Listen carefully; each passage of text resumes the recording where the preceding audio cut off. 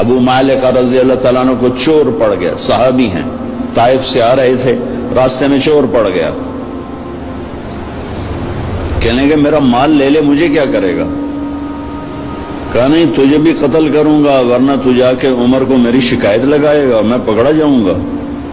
کہنے کہ پھر 2 رکعت تو پڑھنے دے، آخری نماز کا پڑھ لے، نماز سے کیا ہوتا ہے؟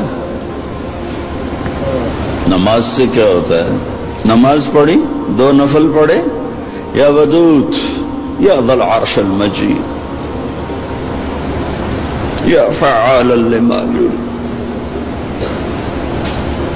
ہائے ہائے ہائے، اللہ کو جو پکارا اور اس نے تلوار اٹھائی کہ یا ارحم الراحمین، یا ایک دفعہ یا ارحم الراحمین، تو ایک دم آواز آئی لا تقتلہ، اسے مت قتل کرو۔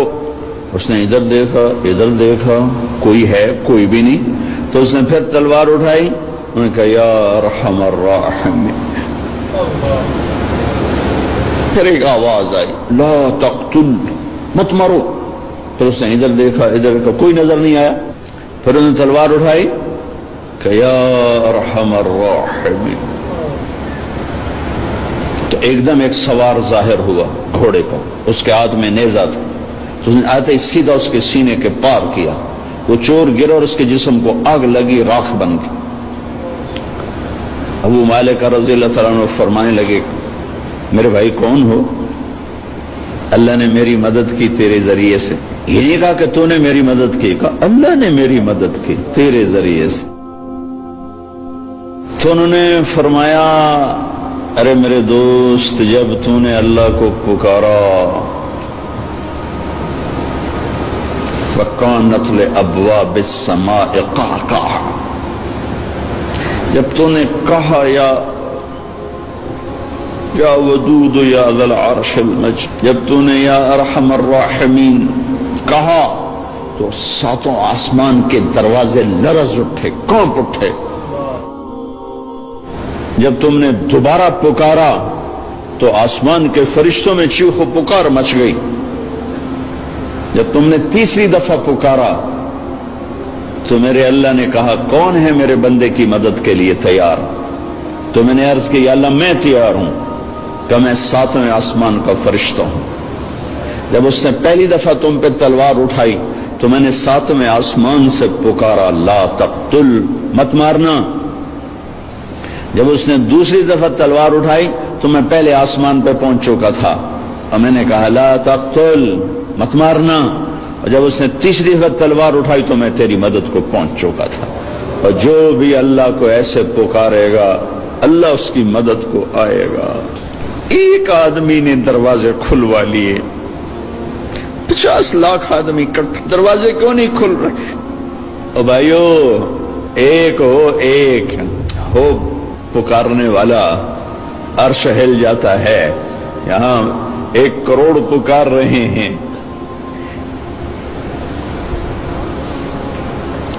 دل کے پھپھولے جل اٹھے سینے کے داغ سے، اس گھر کو آگ لگ گئی گھر کے چراغ سے۔ حکومتوں کو گلہ نہ دو، سیاستدانوں کو گلہ نہ دو، فوج پولیس کو گلہ نہ دو، یہ دیکھو ہمیں اور اب کیا کر رہے ہیں۔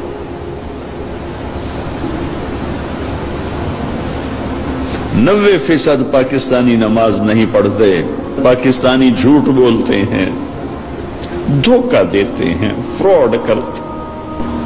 پہلے ہم نے اپنی عزتوں کو نیلام کیا، پھر غیروں نے منڈیاں لگا لی۔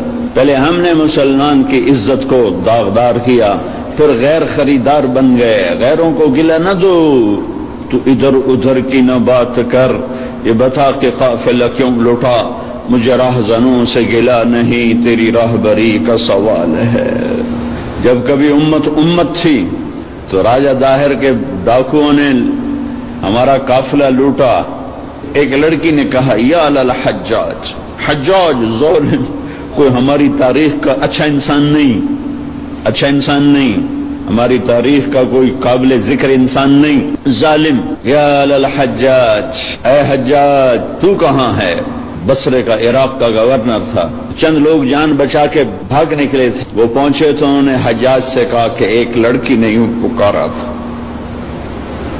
تو وہ کھڑا ہو گیا کہ لبیک یا اختی، لبیک یا اختی، لبیک یا اخت. میری بہن حجاج حاضر ہے، حجاج حاضر ہے، حجاج حاضر ہے. آپس میں عزتیں محفوظ تھیں، غیروں نے عزت پہ ڈاکہ ڈالا تھا. تو ایک بدماش کھڑا ہو گیا، کوئی تاریخ کا اچھا انسان نہیں ہے، بدماش، بنو امیہ کا چھوڑا ہوا بدماش تھا. عبد الملک ابن مروان تو مر چکا تھا، ولید اسی نے اس کو مسلط کیا تھا. اور وہ ولید کا زمانہ تھا. ایک لڑکی کی پکار پر اس نے قسم اٹھائی، نہ چارپائی پہ سوؤں گا، نہ بیوی کے قریب جاؤں گا جب تک اس بچی کے میں آواز کو نہیں پہنچوں گا. یہاں موبائل پہ قتل ہو رہے ہیں، کون قتل کر رہا ہے؟ حکومت کا کیا قصور ہے؟ حکومت کتنے سپاہی کھڑے کرے؟ اللہ کو ساتھی بناؤ، اللہ کو ساتھی بناؤ. اللہ پہرے پر آئے گا تو یہ کام ہوگا. ہماری حکومت بیچاری 5 لاکھ سپاہی ہیں، اندازاً کہہ رہا ہوں 18 کروڑ پر کیسے نگہبان بن سکتے ہیں؟ پہلا لشکر بھیجا ایک لڑکی کی پکار پہ، اس لشکر شکست ہو گئی، اکثر شہید ہو گئے. پھر دوسرا لشکر بھیجا، مکران میں ان کو بھی شکست ہو گئی، وہ بھی شہید ہو گئے، تھوڑے سے بچے.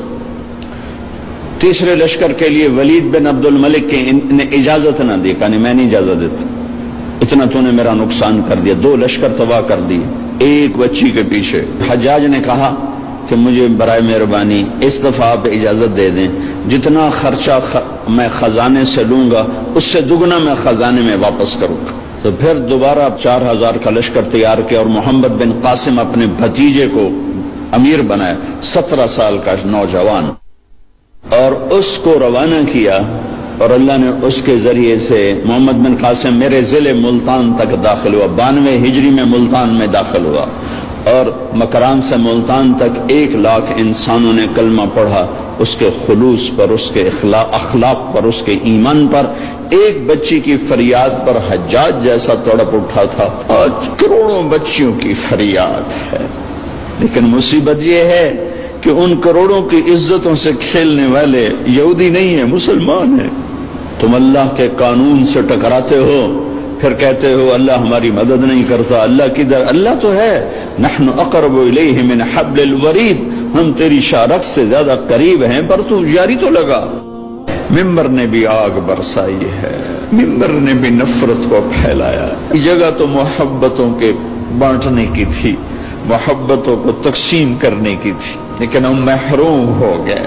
محروم، کوئی محرومی ایک طرح کی نہیں آئی. جس ممبر نے دلوں کو کھینچنا تھا، جس ممبر نے امت کو جوڑنا تھا، جس ممبر نے کالے اور گورے کو جوڑا.